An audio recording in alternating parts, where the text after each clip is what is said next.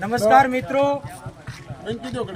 અત્યારે આપણે સાયલા તાલુકાના જસાપર ગામે ઉભા છીએ. જૂના જસાપર ગામે આપણે આપણા મોહનશ્રી આગળથી આ રોડની જે વ્યથા છે, આ ગામ લોકોની જે જસાપર ગામની જે પીડા છે, એ પીડા એમના હૃદયમાંથી નીકળી સૌ ગ્રામ વતી ગ્રામજનો વતી બાપુએ જે આપણને વ્યથા સંભળાવી તો તમે સાંભળ્યું.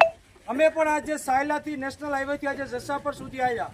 1 કલાકથી વધારાનો સમય માત્ર 7 કિલોમીટરના રસ્તામાં ગાડી લેશે. ગાડી 15થી વધારે સ્પીડમાં ચાલતી નથી.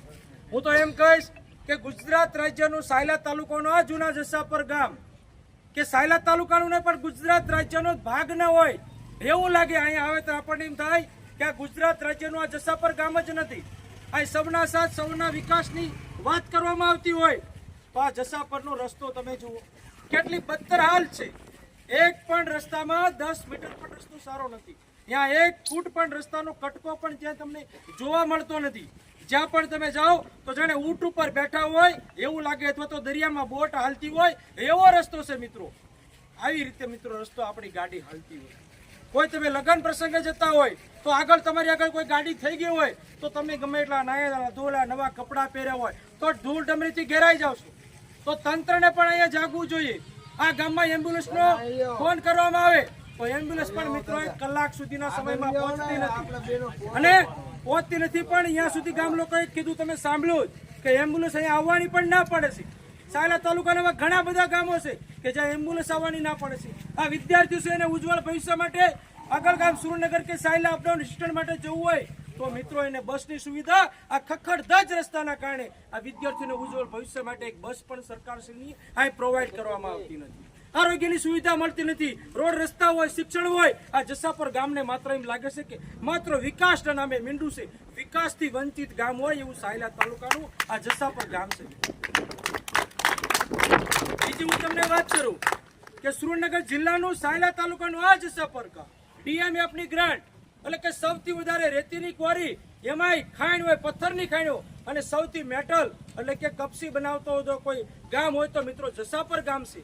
આખા સાયલા તાલુકામાં 10,000થી વધારે ડમ્પર ચાલતા હોય અને ગુજરાતમાં સૌથી વધારે કોઈ કપસીની પ્રોડક્ટ કરતું હોય તો એ જસાપર ગામ છે. 100 રૂપિયા પર મિત્રો આ ભારતીય જનતા પાર્ટીના ગુજરાત સરકાર 18 રૂપિયા ટેક્સ લેતો હોય તો હજારો ડમ્પર અહીંની મેટલ આજે ગુજરાત રાજ્યના અલગ અલગ વિસ્તારમાં જતી હોય તો રોજની તમે મિત્રો કેન્દ્ર સરકારમાં ડીએનએફની કેવડી ગ્રાન્ટ જતી હશે. કેટલા રૂપિયા ડીએનએફના ગ્રાન્ટ કેન્દ્ર સરકારમાં જમા થતા હશે તો આ જસાપરની ગ્રાન્ટના જે પૈસા, જે જીએસટીના પૈસા સરકારમાં જમા થાય છે તો એ જ પૈસા આ જસાપરના વિકાસમાં સરકારે મિત્રો વાપરવા જોઈએ.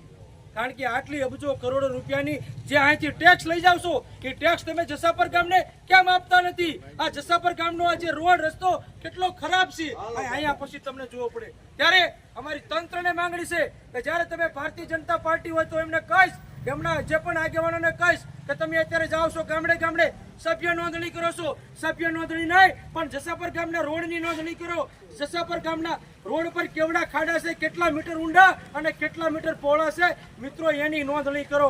અહીંયા શિક્ષણ હોય, આરોગ્ય હોય એની મિત્રો નોંધણી કરો અને જસાપર ગામના જે વિકાસથી વંચિત રાખ્યું છે એને તમે વિકાસના રસ્તો તાત્કાલિક બનાવવામાં આવે એવી અમારી તંત્રને માંગણી છે. જો ટૂંક સમયમાં જસાપર ગામનો રોડ નહીં બનાવવામાં આવે તો અમે જસાપર ગામના તમામ લોકો, ભાઈઓ બહેનો લઈ અને અમારો હક અને અધિકાર છે એના માટે મામલતદાર કચેરી હોય કે સુરેન્દ્રનગરમાં માર્ગ અને મકાનની કચેરી હોય અમે જસાપર ગામના તમામ આગેવાનો લઈ એના કચેરીનો ઘેરાવ કરશું અને ઉપવાસ આંદોલન કરશું અને